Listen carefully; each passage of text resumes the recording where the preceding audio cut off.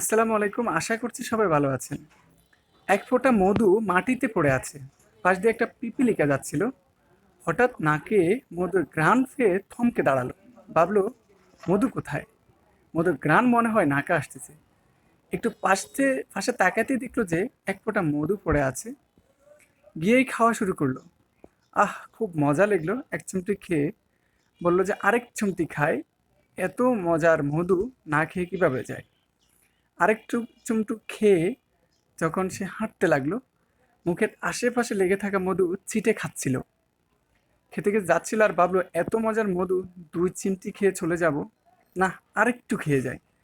আবার সে পিছনে ফিরলো এবং মধুর মোছাকের দিকে এলো এবং মধু খেতে শুরু করলো।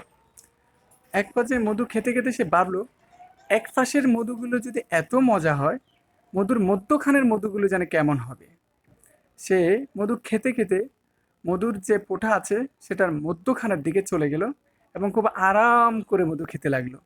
কিন্তু মধু যখন খেতে শুরু করলো, আস্তে আস্তে তার পেট ফুলতে থাকলো এবং তার পাগুলো মধুর ফোঁটার ভিতরের দিকে ঢুকতে শুরু করলো।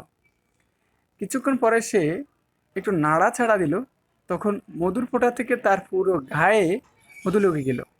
কিন্তু সে উঠতে আর পারছে না এবং সে এক পর্যায়ে ওখানে আটকে গেল।